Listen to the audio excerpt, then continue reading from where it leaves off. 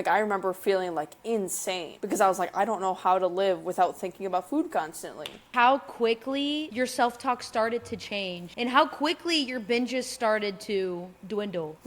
Literally getting into the routine of going to the gym and the routine of taking care of myself and moving my body, I would say it healed my social anxiety. I had to fully believe that I could do this. Like, I Did had you? to fully... No, I faked it. Hey everybody, today you're going to be hearing from my client of almost 1 year now, Zandria. Zandria has struggled with her weight for most of her life, dieting on and off for years. It wasn't until she got to college that she had gotten up to the heaviest she'd ever been. And at 300 pounds, she knew that this time she needed to do something and it needed to actually work. And in about 1 year, all by herself, she was able to lose over 100 pounds. That is no easy feat. The only problem was that her weight loss methods were unsustainable, and she began struggling with binge eating. The binge eating episodes were causing her weight to kind of stay stuck at this 200-pound mark, gaining and losing the same 5 to 10 pounds over and over and over again. In a desperate attempt to break through the stubborn weight loss plateau, she kept digging her calories lower and lower and increasing her cardio more and more. But the more she pushed, the worse her binges got. For months, she was stuck in a vicious cycle of under-eating, over-exercising, and then binge eating. By the time Z came to me for support, she was doing 40 minutes of cardio 5 days a week, strength training 6 days a week, and binging upwards of 3 times per week. After a couple weeks of convincing, she finally allowed me to guide her through her first reverse diet. Doing this finally allowed us to address her insatiable hunger and her dysfunctional relationship to food and to her body. Today, after almost 1 year, Zandria is lifting the most weight she's ever lifted. She's training 4 days a week. She's doing 0 cardio. She's hitting about 6,000 to 8,000 steps per day. And most importantly, she is no longer struggling with binge eating like she was when we started. Now, enough of me talking. Meet Zandria.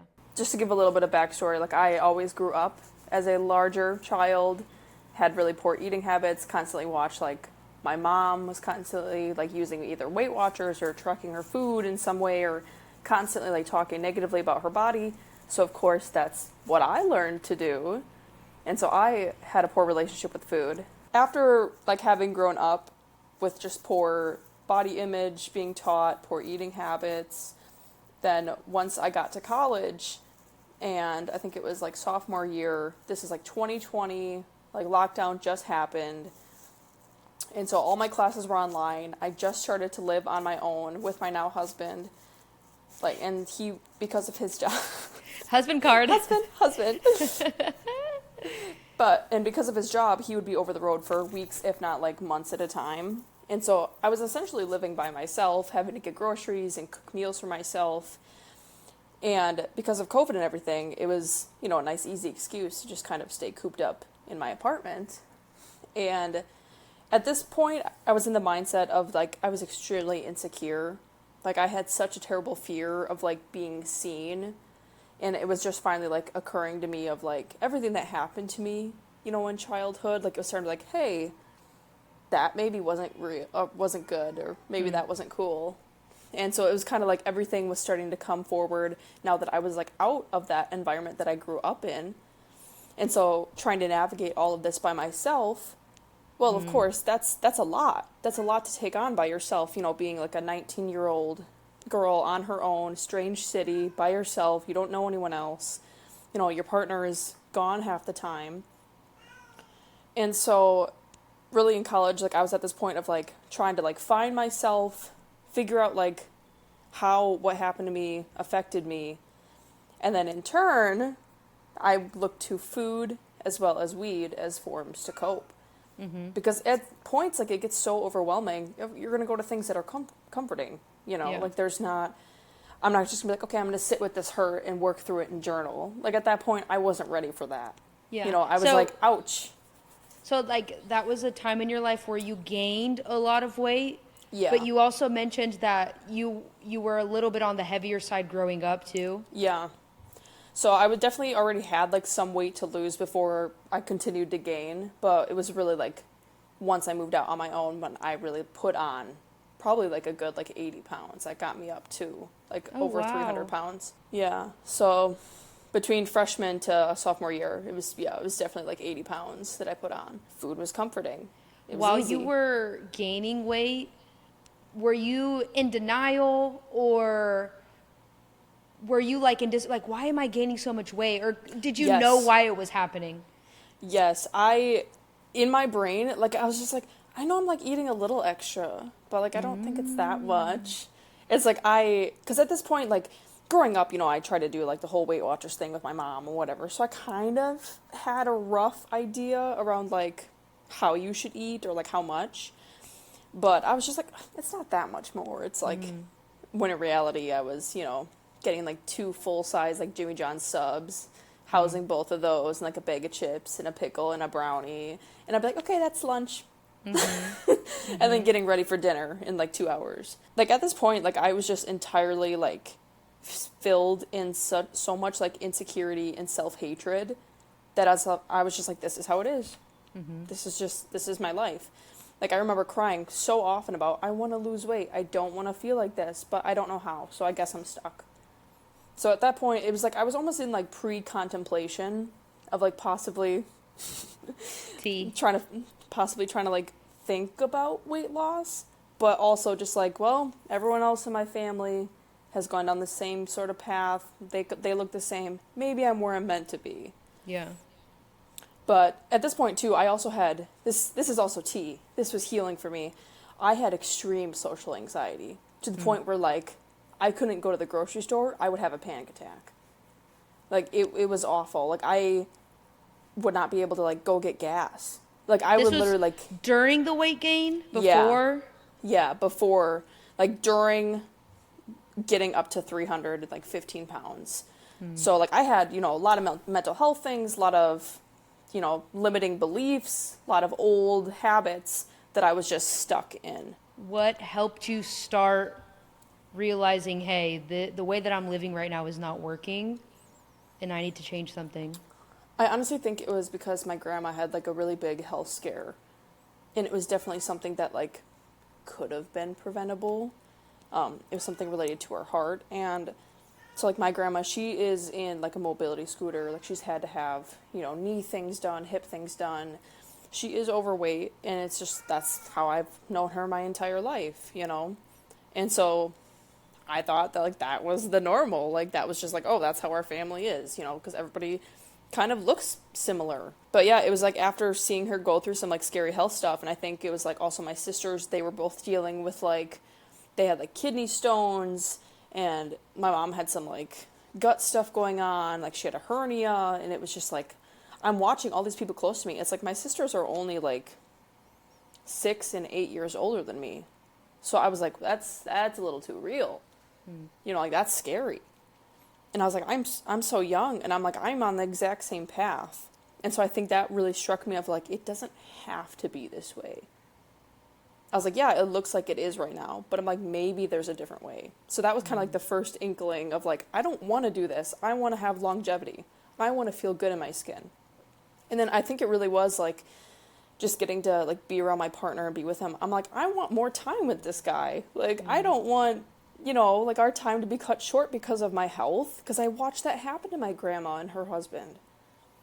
And I was like, I don't want to have to go through that. And it was just that raw reality check of like, you got to make a decision now. So for you, like, what got you to like initiate change was a little bit of fear? It really was, yeah. And it just, at some point, you get so sick of, being ashamed to look in the mirror and being so sick of, I hate my body, I'm so fat. You get sick of that narrative over and over. It's like, okay, pick something new. Like, Helga, latch onto something else. We call our intrusive thoughts Helga. It works. It does. It's like a cognitive behavioral therapy Yeah. thing. Like, if you can give it a name, you can separate yourself from your thoughts, da-da-da. She's been real quiet lately, so. She really has, dude.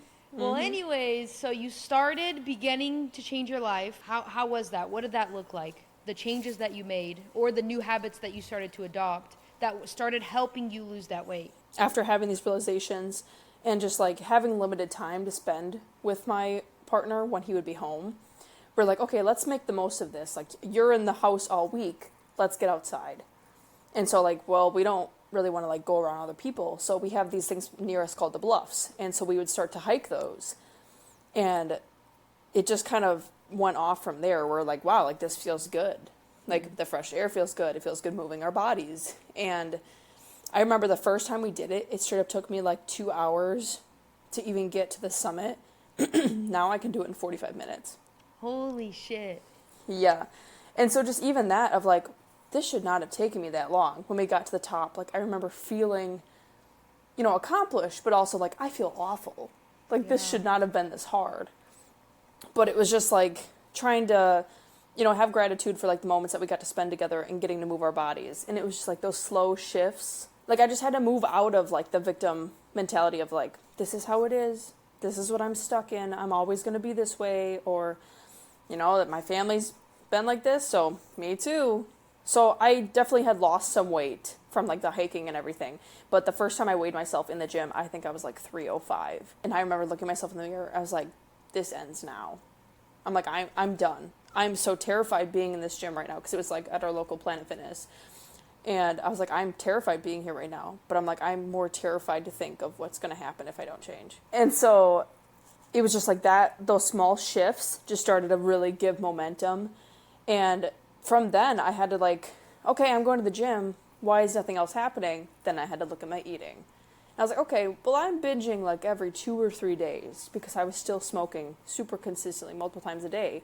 And of course, munchies hit me pretty hard. And then also just emotions and stress of being at school. That was my excuse of just like, oh, I deserve a treat, which that would be like, 3,000 calories. It's not a treat. That's a whole day of eating. But little did I know, at that point I was just like, just something small. So I used the Lose It tracking app and I can like go all the way back. That's when I downloaded it and I was like, well, I've seen my mom use this. We'll give it a go. And so then I started to track all my food and I was like, oh my God. Like seeing the way that calories would add up from like something you're like, oh, just give me some of this sauce. And you're like, oh my God. What got you to calorie count? Was that your own idea or were you influenced at all by social media? Like, did you see gym baddies counting calories and that's what helped you start? I think I saw like a couple people talk about like what I eat in a day is and like how many calories. And then I was like, okay, I've seen like my mom count calories. I tried at one point, or I did like points, with Weight Watchers, but like something similar. And so I was like, let me give this a try again, Yeah. Like because I'm like, I don't know what else to do. Because I'm like, I didn't think I was eating that much, Yeah. So I'm At like, any I don't know. point, were you obsessive with calorie counting? Yes. That definitely came like probably like 50 pounds down. That's when it started to get a little, but at that point I started to get like addicted to like the progress, So I started to get a little bit compulsive with like, well, I need to weigh out my grain of rice. Like it became to be a little bit. One nut. Yeah, no, I'm not even kidding. I'd be like, 4 cashews, great snack. It did get to that point, but it didn't start out that way. So I can definitely empathize with those that feel a little nervous about getting into calorie counting. You definitely have to set boundaries with it and work on your mindset while you work with it, for sure. And I've had to learn that along the way, the hard way, unfortunately. But yeah, I just kind of decided, I was like, you know what? And my partner was in the same boat. He's like, let's give this one last try. Let's actually do this together. Because he was in the same boat. He struggled with a lot of the same things, binging, emotional eating, and he was a truck driver. So, you don't really move a whole lot. You're just on the road for 12 hours a day and then you go to sleep, start over. And so, like, he started to, like, do little workouts, like, around his truck and stuff like that. So, like, we both started to, like, work together of, like, this is it. This is the end. Let's give this another try. And so we started, getting in the gym, focusing on nutrition. And then the new beliefs that honestly that I had to like fully instill at that point while like beginning this journey was like I had to fully believe that I could do this. Like I had to fully. No, I faked it. Me too. But I had to at least have an inkling of like maybe this will work. Some mottos that I really clung to in the beginning were I already know what happens when I quit. What happens if I keep going? I saw that somewhere on the internet. And what's another one? What happens if I just stick with it for one more day? Just one more day. And then you just keep repeating that every single day. But well, and then at this point too, I got sucked into like the whole social media of like, let's grow glutes in 30 days. And so I was like, oh, I'm going to have a transformation. Let me just try 30 days. But it honestly, through that, it's almost like tricking myself into like, let's just try for this amount of time. Let's just try for this amount. And it like slowly helped me to gain a little bit of traction and trust in the process instead of like, well, we have this entire journey ahead of us. Like that would just make me feel depleted. And so it really was just kind of like, I need to focus right here. yeah. And it's just kind of what worked. Yeah. And at this point, I was still ghost on social media, too. So it's like I was just like a no-name account watching stuff. But like after high school, actually no, probably after my freshman year of college, I deleted all of my social media. So that played into like my body image with everything. And what's funny is that when I started my health and like weight loss journey and everything, I didn't tell a single soul. I was embarrassed. I was completely ashamed. I don't know why, really. I guess maybe because it was like I was afraid to be seen trying or like trying to change my body, or honestly ashamed to admit that I wasn't happy with myself and I wasn't happy with my body.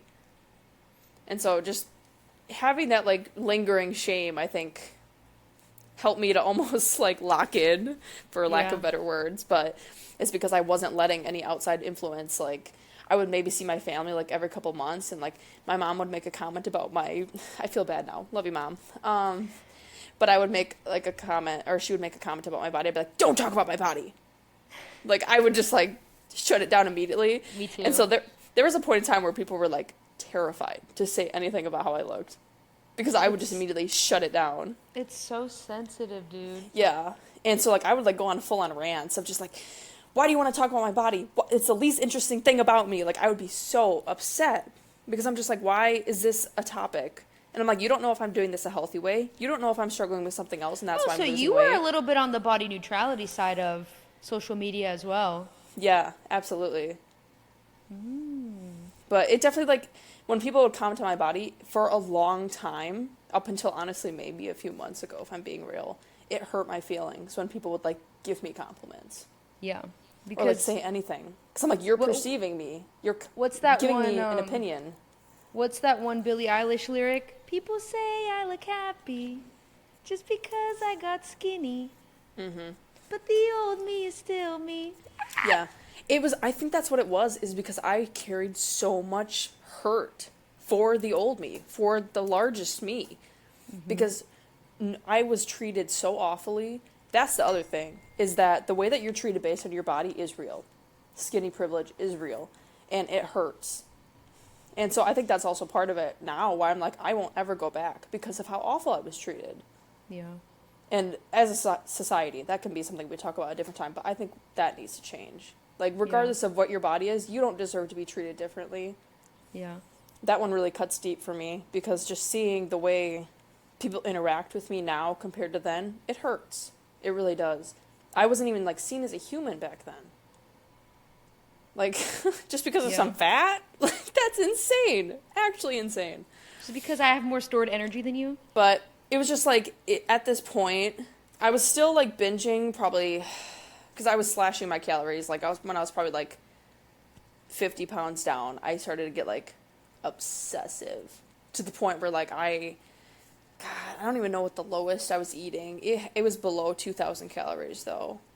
Like, I did, like, I fell for a lot of, like, the fad diets of, like, this, like, cabbage soup for, like, 2 weeks. Stuff Keeping like in that. mind that Zandria is 5'11", we discovered recently. Yes. You're not 6 feet. Yes. She's 5'11", and she's honestly, like, very muscular, I would say. And now you're eating 3,300 calories and maintaining. So maybe for some people 1,800 is a dream, but for her that was her nightmare. Yeah. And with all the workout that I was doing, like, I was doing strength training on top of cardio every single time I worked out. And this was probably like 5 or 6 days a week. I remember when you came to me, I was like, girl. Yeah. Yeah. And I had been doing that for months. Like, not even just a short time, like months. And I was like, it's working. Yeah. until it stopped working, Your metabolism catches up. Had you had been emotional eating before you started trying to lose weight, but then it kind of turned into something more severe, I guess is the word that you could use? Yeah, so I was definitely emotional eating. It was a lot more like fueled by like weed, but then once I started to like cut out weed more and back off, that's when it's really started to like almost amp up as more like, oh, it's not just munchies, those are binges. Like this is fueled by something deep. And so honestly, what I really think is the root of my binging was just a lot of like struggles with emotional regulation. Like I tied way too much. I love this shit. Like I tied way too much of my worth to my size. And that caused like so much distress of like, I have to hit these calories because I have to be this size. And this plays into like how I was treated as well.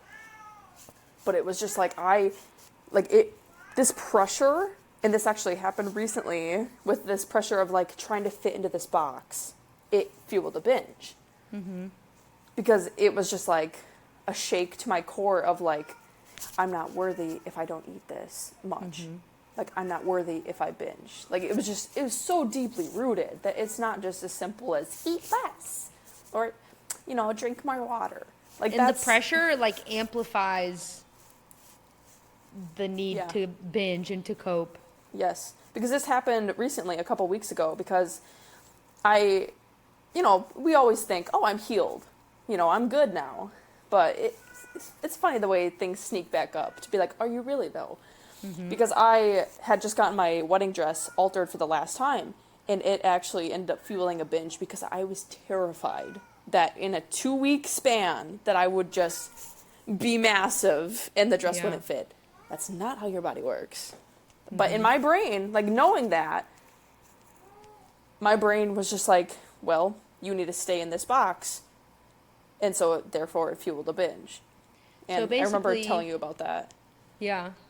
So, basically, what kind of gave you the oomph that you needed to reach out to me, because, this is all happening before me and Z have even met. What gave you the oomph to reach out to me was binges that felt out of control. Mm-hmm. You had plateaued. You had lost over 100 pounds, but you just you couldn't get the needle to move any further down.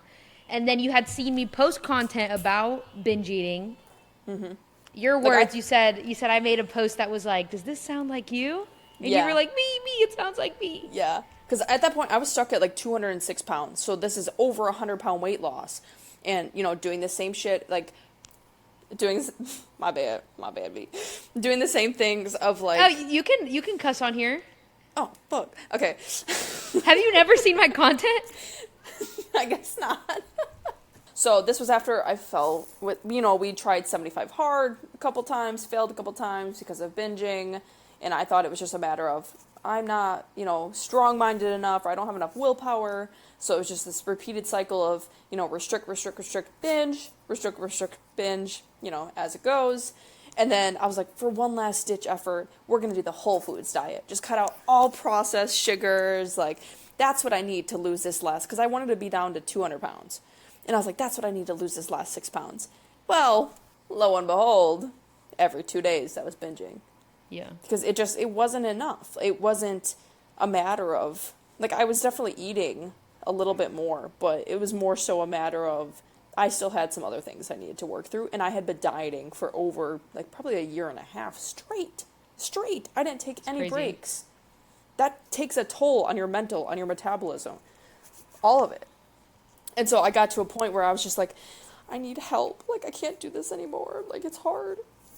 And so seeing more of the content, like talking about binging and emotional eating, and then seeing your kind of like, I wish I could find exactly what video it was, but I think it was, you were just like, does this sound like you? And you were just saying something about like, having obsessive thoughts about food, eating, in shame by yourself. Mm-hmm. And it was just like that. And I was like, oh my God, that's me. And then you had said like, if you want to have a call and talk about this and see if this coaching would be good for you, link in bio. And so I was like, I don't know.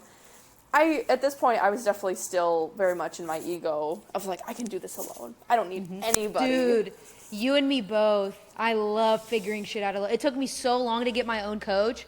I literally became a coach before I had even hired my own coach. Look at how long it took me to let you even touch my strength training stuff. Me Yeah. too, with my Yeah. own coach. Yeah. So it's just We're like, hard cookies. yeah, because in my mind, I was like, I know how to do this. Look at what I did. Which also, yes, you did that. But in turn, you also hurt yourself and you need to work through some other things. So it's okay. To anybody out there, it's okay to ask for support. It's okay to ask for help. You don't have to be so strong. You don't have to do everything by yourself. So Yes. T, did you go into that call thinking that you weren't going to get told? Yeah.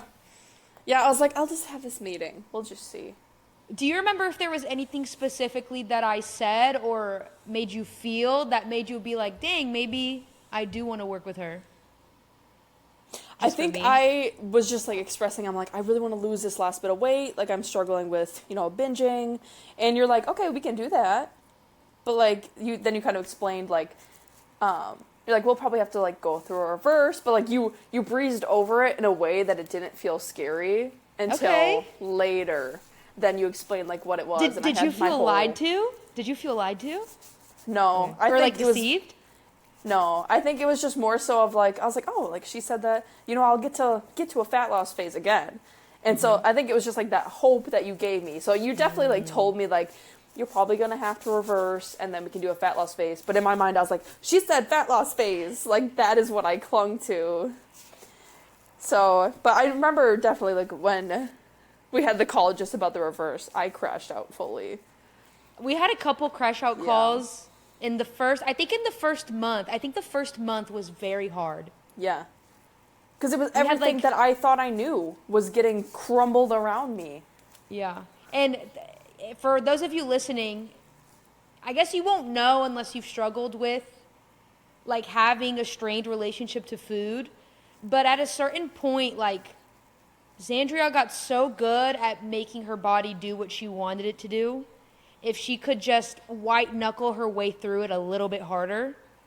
And so for her to have to relinquish that control, or also like going against everything she's ever known about what it means to lose weight. Yeah. It's terrifying because like we hear our whole lives growing up that we need to eat less, we need to eat less, we need to eat less. Mm-hmm. So when I came in and I was like, hey, we are going to eat less, don't worry. But before we can do that, we need to eat more. Imagine how hard that is for you to let go of that control, right? Because there's this idea that people who are overweight or people who eat too much, they're slobs and they have poor character.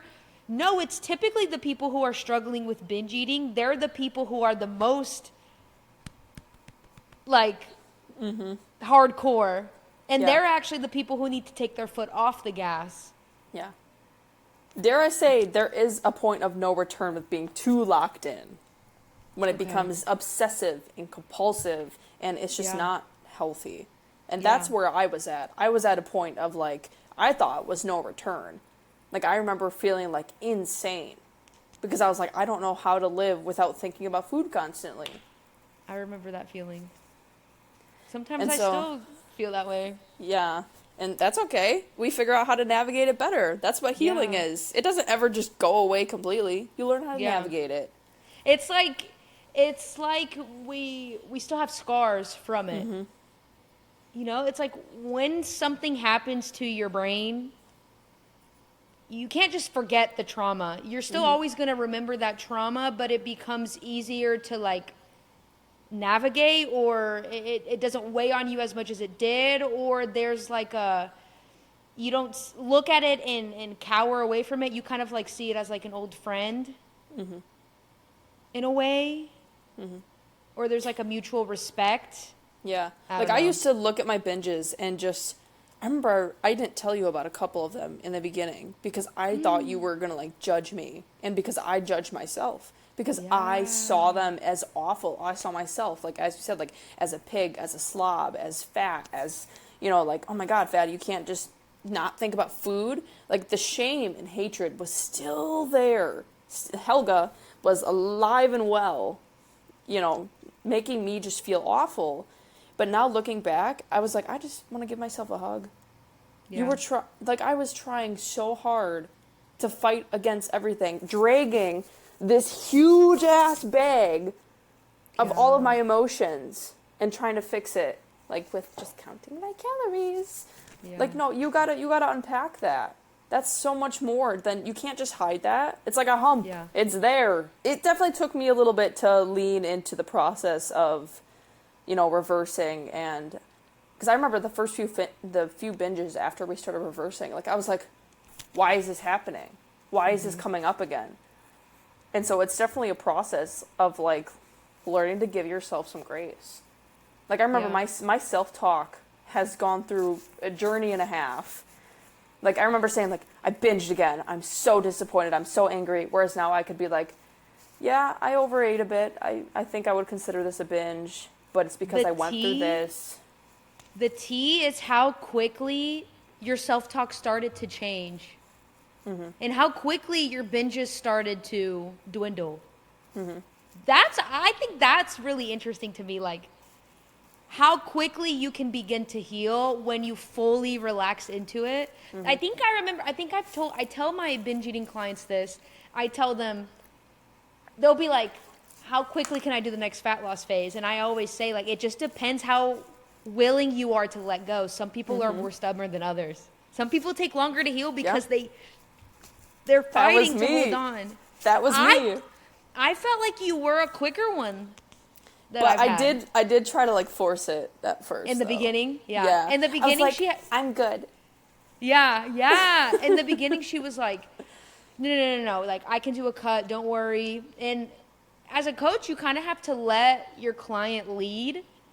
But you just kind of give them, like, it's almost like you create cushion, or you make them aware of what can go wrong. And then I also made you feel really comfortable of like, hey, okay, let's try.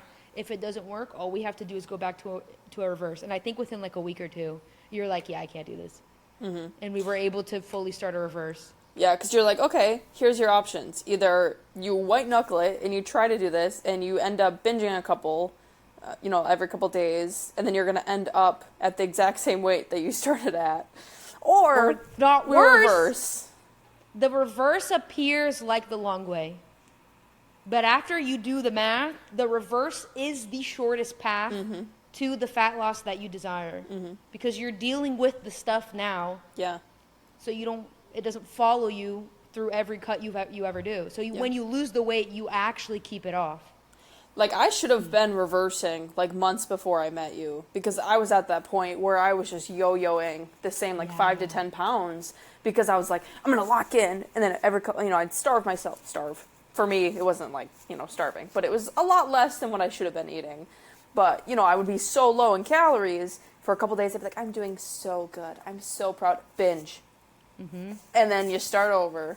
Mm-hmm. And the funny thing is that, maybe not everyone is struggling with clinical binge eating or severe binge eating, but I feel like a lot of Americans are struggling with some sort of under eating and then overeating, restriction and then overeating, under eating during the week and then binge eating and drinking on the weekends. I feel like a lot of us are stuck in some type of chaotic eating pattern, whether it's super conscious like it was for Zandria, or it's more subconscious for you. Yeah. Or you've convinced yourself that you're never hungry. Sometimes it gets a little bit more sinister, where you've convinced yourself that I'm not hungry in the mornings. You know what I mean? Yes, I have had clients like this where they're like, I'm just not hungry. It's like, no, babe, you are ignoring your hunger cues because you've done it for so long. It's still there, but you ignore it.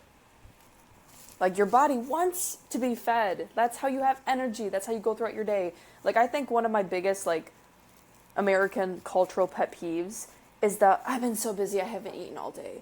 Mm-hmm. You're setting yourself up for failure. You need food. You need that energy. I think one of the biggest switches for me was when I didn't see food as just food. I saw it as, fuel. This is giving me energy so I can think and do my job. This is giving me energy so I can move my body. This is giving me energy so I can have patience while I'm doing this task. Just seeing that switch of, it's not just food. It's giving me, like the tools that I need to go out into the world. No, literally. Yeah, it really is. That's so good. What would you say to you from the past who was unsure about coaching specifically for dealing with, I guess, her relationship to food? It's either one day or day one. Either I could keep, fighting, thinking I can, do this on my own, white knuckle it through, or maybe we reach out for some support and actually heal instead of just trying to Band-Aid wounds. Why do you think that it wasn't something you could do alone? I think it comes down to like having someone in your corner that gets it. Having someone to lean on that isn't, a family member or someone that like, I don't know, that's just going to like sugarcoat things for you or try to like make you feel better. Like, yes, you do that, but in a way of like, I'm not going to BS you. I'm going to tell you what you need to hear because I want to see you grow. I want to see you heal. So I'm going to hold your hand, when you're really going through it, but I'm also going to give you a little shove and hold your hand while we walk through the next chapter. I think my favorite part of coaching is the fact that you were just me from a couple years ago. I knew exactly what you were feeling. I knew why you were feeling it. I knew how scared you were. That gave me a lot of reassurance, honestly. Like, right? To hear your story and to be able to relate so closely, I was like, oh my God, this is possible. Yeah. I'm not insane. And that's how I feel when I hear about other people coming forward about binge eating or emotional eating, is I'm like, I'm not crazy. This is real. This is normal, dare I say. But people just don't talk about it. There's so much shame around it. And there shouldn't be. Yeah. So every time you binged, instead of that being like the thing that set you off, you would turn to me you would bring me your ugly. Mm-hmm. Like you were so afraid to tell me about binging, but like telling me the things that you were so ashamed of is what helped us work through it and like normalize it. Yeah. And lead with compassion. And when you could show yourself grace and compassion, that you would cut through the negative like mental loop that would cause and lead you into the next binge. Yeah. And even at one point, I remember like telling you, like it was honestly just more helpful for me to like get it out and type it out rather than like, okay, I'm fine, let's move on. It was just easier to get it out and like almost like accountability in a way. But I remember I would preface it to you of like, don't say anything, but I binged. Yeah. And I was like, and this is how I'm feeling. And I know why, and I should have done this instead. Like, I literally did it myself, but but just telling you and then be like, don't say shit. Uh-huh. And you would, that's probably the number one best thing that you were doing to start healing was you were rewiring in real time. Mm-hmm. Every time Helga would come up, you would tell me what Helga said. And I remember I didn't even have to tell you what I thought. I would have to say, now, fix that. What, like, you're not your first thought, you are your second thought. You don't truly believe Helga. What do you truly believe? Who are you for real? And then you would answer, and it would always help calm you down. Yeah. I remember one in real time. It was, I think I literally said, I was like in the middle of a lift. I was like crying in the gym, and I text you, and I'm like, Helga's telling me that I'm fat and I'm weak. And you're like, okay, now reframe it. And I was like, like put on my therapist glasses, and I was like, yes. I'm having a hard day. I'm on my period. So maybe if we lower the weight, but we're still going to finish our workout because it makes us feel good. And this is only a temporary body image day. Period. Yeah. And now, y'all, I never hear from Zandria. Because she doesn't need that constant reassurance anymore. Now we check in once a week. I respond to all of her form checks. But, like, rarely are you crashing out. And, like, lately I've been like, maybe it's kind of annoying that I keep saying this, or I don't know how you feel about it, but I'm always like, I feel like you're doing so good. Do you feel like you're doing good? Like, no, I love it. You like it? Yeah. Because sometimes I'm like, I wonder if Zandria thinks that it's me validating myself. But no, I'm just like so shook and proud. I'm like, you're just so at peace. You're just so calm. Like, you're trusting the process. You're not. Whereas before it was a lot of like anxiety around, am I doing this right? Should I be doing it like this? Can we change this? Every little blip, like every weird weigh-in, should we change this? Should we change that? Whereas like now you're just more calm. Like, what do you call that? You have more capacity to deal with, not everything is like, dare I say self-confidence, which, to loop back to when I was talking about like extreme social anxiety, where like I couldn't even go to the grocery store before weight loss, literally getting into the routine of going to the gym and the routine of taking care of myself and moving my body, I'm able to go and, like, I didn't do anything else. Like, it was literally just like getting into the routine of showing up for myself in these ways and getting into, you know, the gym and public spaces. I would say it healed my social anxiety. Like, I'm able to go and do those things. And it's one thing that I didn't, like, think that would happen. I thought I was always going to be terrified. Jeff Nippard's video with his brother? No.